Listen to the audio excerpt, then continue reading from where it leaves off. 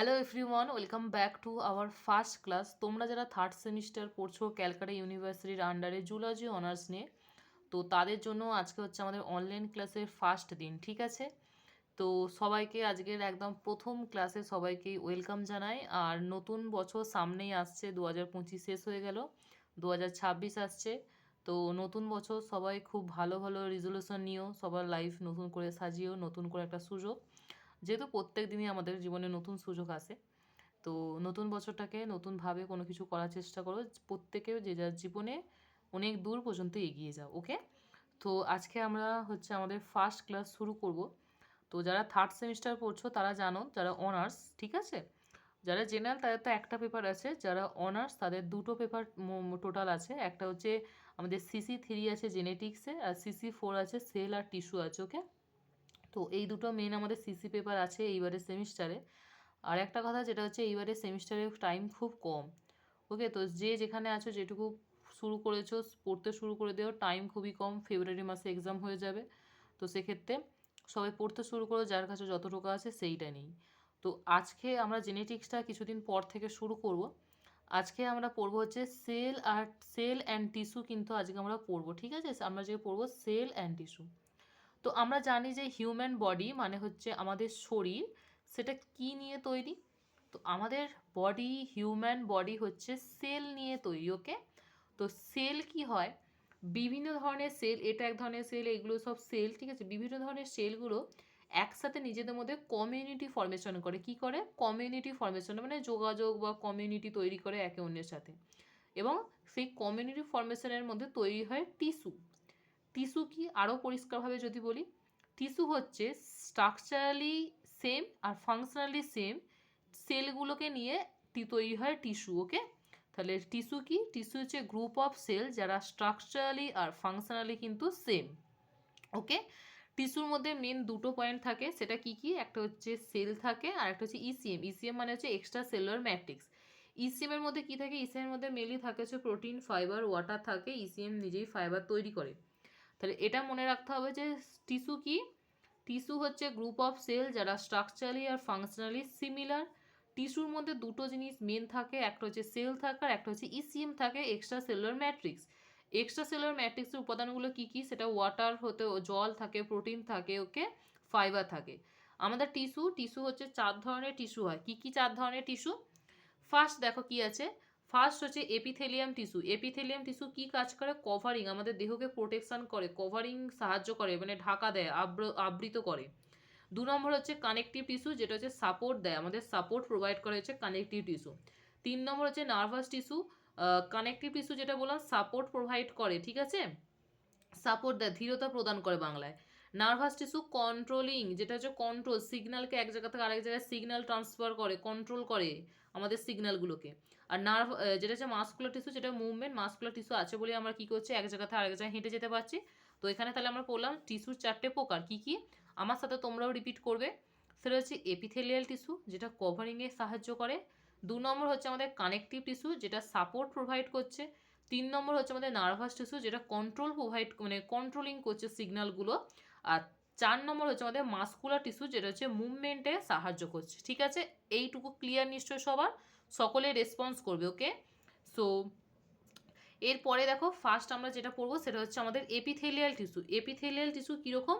একদম পাতলা একটা সিট, মানে এই যে ধরো তোমরা একটা খাতার পাতা দেখছো, এরকম সিটের মতো হয় এপিথেলিয়াল টিস্যু, যেটা কি করে?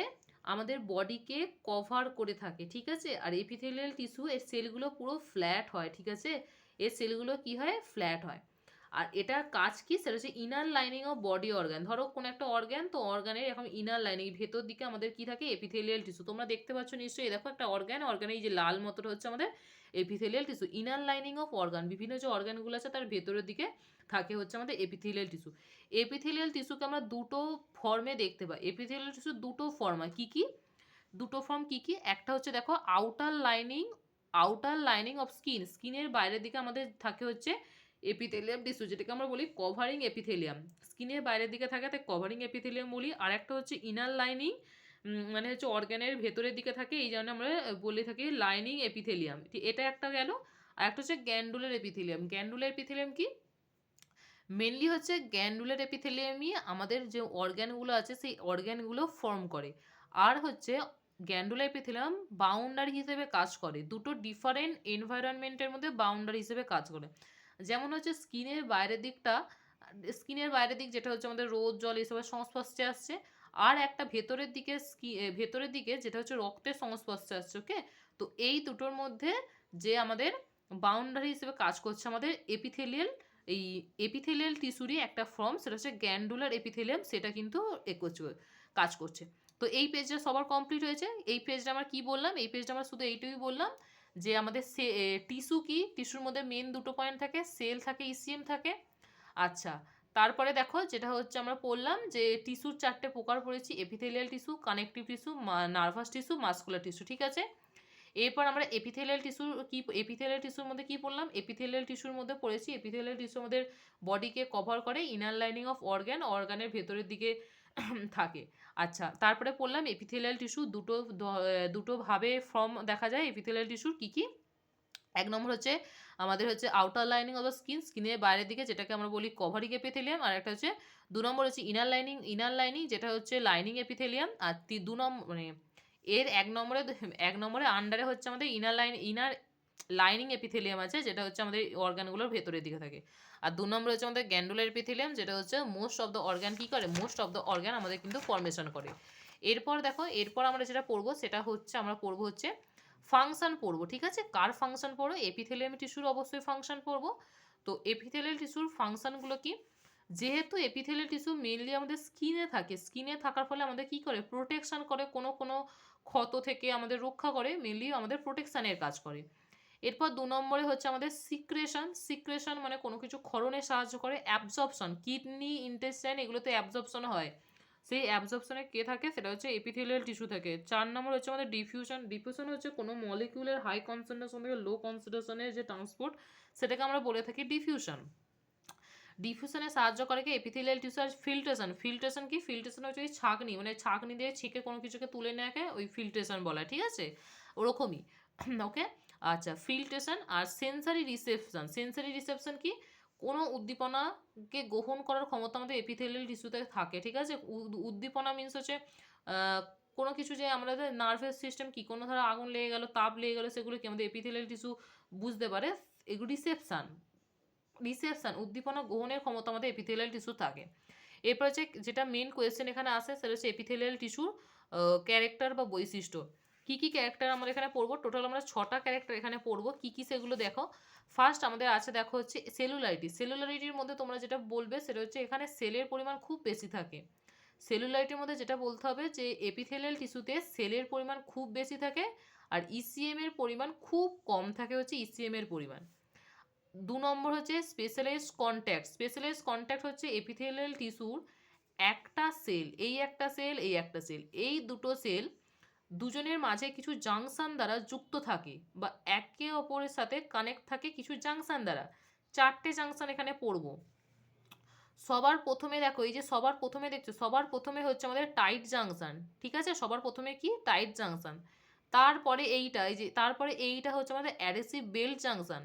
ওকে, তারপরে হচ্ছে আমাদের কি আছে, ডেসমোজোম, অ্যান্ড 4 নম্বরে একদম বেসাল ল্যামিনার এতে আছে আমাদের গ্যাপ জাংশন। ওকে, বুঝতে পারলে, স্পেশালাইজড কন্ট্যাক্টের মধ্যে 4টে আমাদের জাংশন আছে, tight junction, adhesive belt junction, desmosome, আর একটা হচ্ছে গ্যাপ জাংশন।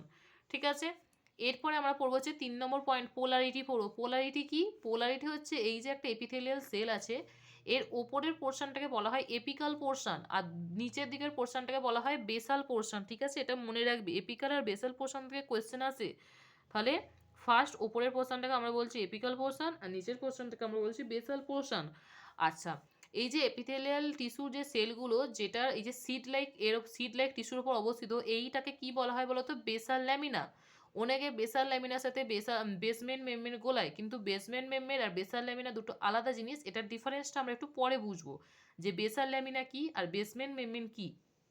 এইটুকু তোমাদের সবার কাছে নিশ্চয়ই ক্লিয়ার। ওকে, এইটুকু আশা করি সবার কাছে ক্লিয়ার। যেটুকু পড়ালাম, টোটাল আমরা 3টে ক্যারেক্টারিস্টিক পড়েছি এখন অবধি। প্রথম পড়লাম সেলুলারিটি, সেলের পরিমাণ বেশি, আর এক্সট্রা সেলুলার ম্যাট্রিক্স এর পরিমাণটা কম। আচ্ছা 2 নম্বর যেটা পড়েছি স্পেশালাইজ কন্ট্যাক্ট পড়েছি, যার মধ্যে 4টে আমরা জাংশন পড়েছি। 3 নম্বর যেটা পড়েছি সেটা হচ্ছে আমরা কি পড়লাম, পোলারিটি পড়েছি। পোলারিটির মধ্যে একটা এপিক্যাল পোর্শন আছে, একটা বেসাল পোর্শন আছে। ওকে, এরপর পড়বো হচ্ছে 4 নম্বর, যেটা হচ্ছে supported by connective tissue. Supported by connective টিস্যুটা কি, সেটা হচ্ছে আমাদের এপিথেলিয়াল টিস্যুর এভাস্কুলার, মানে এর মধ্যে রক্ত চলাচল করতে পারে না, ঠিক আছে। তো সেক্ষেত্রে রক্ত বা O2 অক্সিজেন এগুলো কি করে ট্রান্সপোর্ট হবে এপিথেলিয়াল টিস্যুতে, এই জন্য আমাদের এপিথেলিয়াল টিস্যুর নিচে দেখবে থাকে হচ্ছে কানেকটিভ টিস্যু, ঠিক আছে। তাহলে কি হয়, এপিথেলিয়াল টিস্যুকে কে কানেক্ট সাপোর্ট দেয়, কানেকটিভ টিস্যু। এবার কানেকটিভ টিস্যুই কি করে, ওই যে ব্লাড থাকে, তারপর আমাদের অক্সিজেন নিউট্রিশন যা থাকে সব কিছু কি করে ওই এপিথেলিয়াল টিস্যুতে পাঠায়। এই দেখো একটা এপিথেলিয়াল টিস্যু, এর নিচে হচ্ছে আমাদের কি থাকে, এর নিচে আমাদের থাকে হচ্ছে আমাদের কানেকটিভ টিস্যু, যেই কানেকটিভ টিস্যু আমাদের এপিথেলিয়াল টিস্যু মেনলি কি করে, কানেকটিভ টিস্যু কি করে ওই ব্লাড অক্সিজেন এগুলোকে নিয়ে গিয়ে এপিথেলিয়াল টিস্যু ইসিএম আছে এক্সট্রাসেলুলার ম্যাট্রিক্স, সেখানে দিয়ে দেয়, ব্যাস সেখান থেকে আমাদের সেলগুলোর মধ্যে সব চলে যায়, অক্সিজেন নিউট্রিশন অক্সিজেন আবার কার্বন ডাইঅক্সাইড একেবারে বাইরে বেরিয়ে আসে। ওকে, টোটাল এখানে 4টে পয়েন্ট পড়লাম। এই 4টে পয়েন্ট যদি কারো প্রবলেম থাকে বলতে পারো। ওকে, সো নেক্সট পয়েন্ট যেটা আছে, আচ্ছা এখানে একটা বলে রাখি, সেটা হচ্ছে যে দেখো এই যেটা বলছিলাম যে আমরা এখানে বললাম না বেসাল ল্যামিনার বেসমেন্ট মেমব্রেনের মধ্যে পার্থক্যটা বলবো, তো এখানেই বলে দিচ্ছি। সেটা হচ্ছে আমরা এখানে পড়লাম যে আমাদের এপিথেলিয়াল টিস্যু হচ্ছে এ ভাস্কুলার, মানে এর মধ্যে রক্ত চলাচল করতে পারে না, সেই কারণে এপিথেলিয়াল টিস্যুকে কী হয়, কানেকটিভ টিস্যু সাপোর্ট প্রোভাইড করে। ওকে, সো এই কানেকটিভ টিস্যু যে এখানে সাপোর্ট প্রোভাইড করে, এইখানে রেটিকুলার ফাইবার থাকে। রেটিকুলার ফাইবার হচ্ছে ওই ইসিএমেরই একটা অংশ। কানেকটিভ টিস্যুতে গিয়ে আমরা এই ফাইবার সম্বন্ধে আরও ডিটেলসে পড়বো, তখন এটা জানবো। শুধু মনে রাখবে যে কানেকটিভ টিস্যুর মধ্যে রেটিকুলার ফাইবার থাকে। ওকে, সো এই বেসাল ল্যামিনা আর কানেকটিভ টিস্যু যে রেটিকুলার ফাইবার, এই দুটোকে যুক্ত করে আমরা বেসমেন্ট মেমব্রেন বলে থাকি। বেসাল ল্যামিনা কি, বেসাল ল্যামিনা হচ্ছে এই সিট লাইক এটাকে, যার উপর এপিথেলিয়াল টিস্যু সেলগুলো অবস্থিত, এটাকে বেসাল ল্যামিনা বলা হয়। বেসাল ল্যামিনা নিচে থাকে কানেকটিভ টিস্যু। এই কানেকটিভ টিস্যু যে রেটিকুলার ফাইবার আছে, সেই রেটিকুলার ফাইবারের সাথে বেসাল ল্যামিনা যোগ করে আমাদের তৈরি হয় হচ্ছে বেসমেন্ট মেমব্রেন। আশা করি সবার বেসমেন্ট মেমব্রেন আর বেসাল ল্যামিনা এর ডিফারেন্সটা বোঝা গেছে। ওকে, তারপরে চলো, তারপরে আমরা যেটা পড়বো সেটা হচ্ছে পরের পয়েন্ট পড়বো, ক্যারেক্টারিস্টিকই চলছে। আগের পাতায় 4টে পয়েন্ট পড়েছি আমরা ক্যারেক্টারিস্টিকে। 5 নম্বর পয়েন্ট পড়বো যে এ ভাস্কুলার বাট ইনআরভেটেড, মানে হচ্ছে এ ভাস্কুলার মানেই জানি যে রক্ত সংবহন করতে পারে না, আর ইনআরভেটেড মানে হচ্ছে এই যে নার্ভ, আমাদের নার্ভ কি করে, নার্ভ হচ্ছে কোনো উদ্দীপনাকে সেই এক জায়গা থেকে আরেক জায়গা সংবহন করে, তো এই নার্ভের কিন্তু কাজ হয় এখানে, নার্ভাস সিস্টেম কাজ করে কিন্তু ভাস্কুলার সিস্টেম কাজ করে না। আচ্ছা 6 নম্বর পয়েন্ট হচ্ছে রিজেনারেশন। রিজেনারেশন মানে আমাদের শরীরে যদি আঘাত বা ক্ষতর কারণে কোনো সেল নষ্ট হয়ে যায়, তো সেগুলো পুনরুৎপাদন করে দেয় কিন্তু এপিথেলিয়াল টিস্যুর এটা একটা মানে খুব কুইক করতে পারে এটা এপিথেলিয়াল টিস্যু। ওকে, খুব কুইক রিজেনারেশন করতে পারে। আর রিজেনারেশন কি করে হয় সেটা হচ্ছে জাস্ট বেসাল যেখানটা ক্ষত সৃষ্টি হয়েছে, ও মানে যেখানটা ক্ষতর কারণে সেলগুলো নষ্ট হয়ে গেছে, বেসাল ল্যামিনা থেকে জাস্ট নতুন একটা সেল তৈরি হয়ে যায়, ব্যাস এইভাবে আমাদের তৈরি হয়ে রিজেনারেশন করে। এই দেখো এই যে এইখানে আমাদের আছে আমাদের বেসাল ল্যামিনা, তার উপর এপিথেলিয়াল সেলগুলো আছে, জাস্ট যদি এখানটা নষ্ট হয়ে যায় তো কি নতুন একটা সেল এখানটা রিপ্লেসমেন্ট করে দেয়, আর এইভাবেই আমাদের টিস্যু কি রিপেয়ার করে দেয়, লসটাকে নতুন করে তৈরি করে, এটা হচ্ছে রিজেনারেশন। এরপর আমরা পড়বো হচ্ছে ক্লাসিফিকেশন। ক্লাসিফিকেশান মেনলি আমরা দুটো ভাবে করে থাকি, একটা হচ্ছে কি করে থাকি নাম্বার অফ সেল লেয়ার, মানে কতগুলো সেল লেয়ার আছে তার ভিত্তিতে করে থাকি, আর 2 নম্বর যেটা করে থাকি সেটা হচ্ছে শেপ অফ সেল, এই দুটো ভিত্তিতে আমরা কিন্তু করে থাকি। নাম্বার অফ সেল লেয়ার কি, নাম্বার অফ সেল লেয়ার হচ্ছে দেখো সেটা হচ্ছে সেলের লেয়ার, কতগুলো সেলের লেয়ার, এই যে এইটা একটা সেলের লেয়ার দেখতে পাচ্ছ, এই যে একটা সেল লেয়ার, তার উপর আর একটা সেলের লেয়ার, এটা হচ্ছে অনেকগুলো সেল লেয়ার আছে, এটা হচ্ছে একটা সিঙ্গেল সেল লেয়ার আছে। তো সেল লেয়ারের ভিত্তিতে ভাগ করি, দুটো ভাগে ভাগ করি, একটা হচ্ছে সেল লেয়ারের ভিত্তিতে ভাগ করলে দুটো ভাগ হয়, একটা হচ্ছে সিম্পল সেল লেয়ার, আর 2 নম্বর হচ্ছে আমাদের স্ট্র্যাটিফাইড, সরি এখানে হচ্ছে সিম্পল এপিথেলিয়াম সেল লেয়ারের ফার্স্ট যেটা সিঙ্গেল সেল লেয়ার থাকবে, সিম্পল এপিথেলিয়াম বলছি, আর 2 নম্বর হচ্ছে স্ট্র্যাটিফাইড এপিথেলিয়াম, যেখানে হচ্ছে আমাদের more than two cell layer থাকবে, মোর দ্যান টু বা মোর দ্যান সেল লেয়ার থাকবে। ওকে, যেমন দেখো এটা হচ্ছে সিম্পল এপিথেলিয়াম, একটা সিঙ্গেল সেল লেয়ার আছে, আর এখানে দেখো এটা হচ্ছে স্ট্র্যাটিফাইড এপিথেলিয়াম, যেখানে 1 2 3 তিনটে আমরা সেল লেয়ার দেখতে পাচ্ছি। ওকে, আর একটা ভাবে আমরা এপিথেলিয়াল টিস্যুকে ভাগ করতে পারি, সেটা হচ্ছে শেপ অফ সেল, সেলের আকারের হিসেবে, সেটা হচ্ছে 3 ভাগে ভাগ করা যায়। কি কি? Squamous, cuboidal, columnar epithelium. এই দেখো এই যে তিনটা আছে আমাদের, স্কোয়ামাস, কিউবয়েডাল, কলমনার, এখানে এদের নাম অনুযায়ী আমরা সেলের আকারগুলো বলে দিতে পারবো, যেহেতু আমরা ভাগও করেছি হচ্ছে শেপ অফ সেল হিসেবে। স্কোয়ামাসে কি হয়? স্কোয়ামাসে যে আমাদের সেলটা ফ্ল্যাট চ্যাপ্টা আকৃতিতে থাকে, নিউক্লিয়াসটা ফ্ল্যাট চ্যাপ্টা আকৃতিতে থাকে। আচ্ছা, কিউবয়েডালে কি হয়? Cube shape. কীরকম হয়? কিউব শেপের হয়। আচ্ছা, নিউক্লিয়াস কি হয়? নিউক্লিয়াস আমাদের কিউব শেপের দেখতে পাই। আর নিউক্লিয়াস কেমন থাকে? সেটা হচ্ছে সেন্ট্রালি লোকেটেড, মানে একদম মাঝখান বরাবর থাকে হচ্ছে আমাদের নিউক্লিয়াস। কলমনার এপিথেলিয়ামে সেলগুলো হচ্ছে স্তম্ভের মতো লম্বা থাকে, নিউক্লিয়ার কি থাকে? বেসাল, মানে নিচের দিকে থাকে, আর ওভাল শেপড হয়। ওকে, ওভাল শেপ।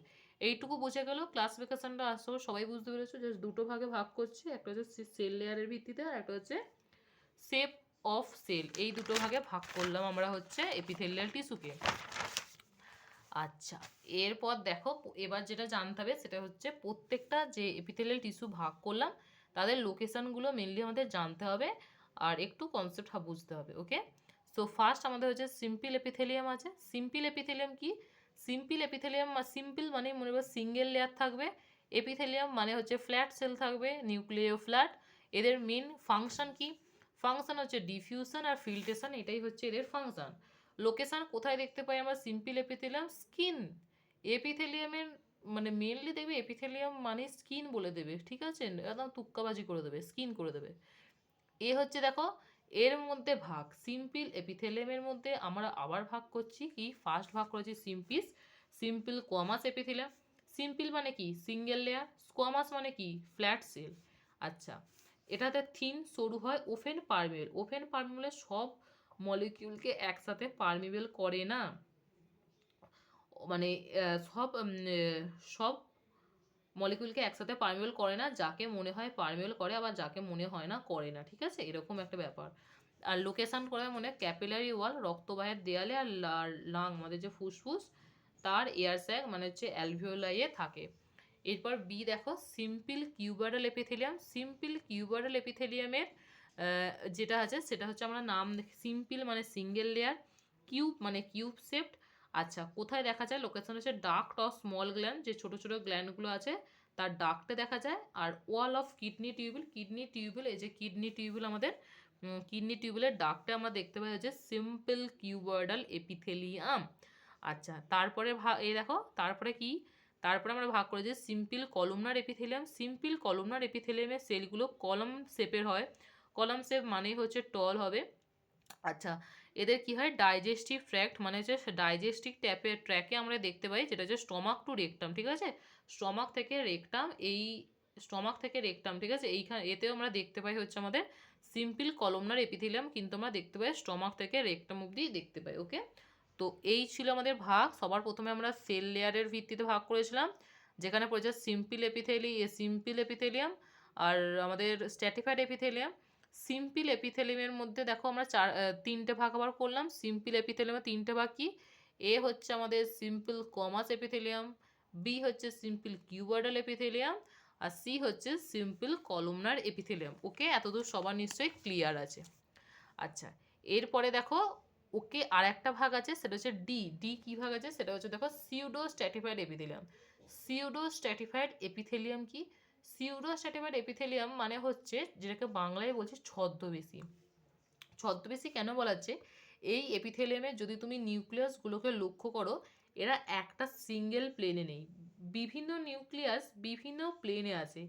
এর কারণে মনে হচ্ছে যে এরা বিভিন্ন সেল লেয়ার, মানে অ্যাকচুয়ালি এরা একটা সিঙ্গেল সেল লেয়ার, কিন্তু তুমি যদি ওপর থেকে দেখো বা পাশ থেকে দেখো তখন মনে হবে যেহেতু নিউক্লিয়াসগুলো একটা প্লেনে নেই, বিভিন্ন ডিফারেন্ট ডিফারেন্ট প্লেনে আছে, এই কারণে তোমার মনে হবে যে এরা অনেকগুলো সেল লেয়ার আছে। ওকে, আচ্ছা, এইখানে মনে রাখবে যেটা হচ্ছে এই যে সিউডো স্ট্র্যাটিফাইড এপিথেলিয়ামের সেলগুলো হচ্ছে কলাম শেপের হয়, টল কলম শেপের হয়। আর কি সিক্রেশন করে? মিউকাস সিক্রেশন করে, ঠিক আছে, মিউকাস সিক্রেশন করে। ওকে, যে আমাদের মুখ থেকে, এই যে মুখ থেকে কোনো কিছু খাবার পর বা এমনি সময় একটা লালা লালা ভাব, এটা হচ্ছে মিউকাস, সেই মিউকাস সিক্রেশন করে। এটা কোথায় দেখা যায়? রেসপিরেটরি টিউবে দেখা যায়, বা রেসপিরেটরি ট্র্যাক্টে কিন্তু দেখা যায়। এরপর আমরা শুরু করব স্ট্র্যাটিফাইড এপিথেলিয়াম।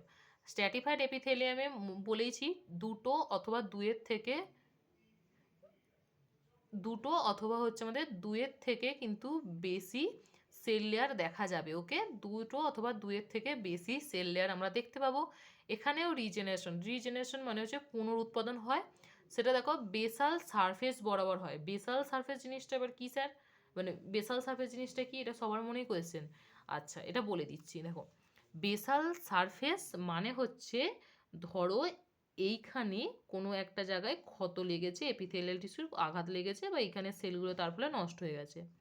আবার বলছি, ধরো কোনো একটা কারণে এইখানে আঘাত লেগেছে, এর ফলে এইখানে সেলগুলো সব নষ্ট হয়ে গেছে। ওকে, তখন কি হবে, এই যে বেসাল ল্যামিনার উপর যে সেলগুলো আছে সেই সেলগুলোই এই ওপরে চলে যাবে।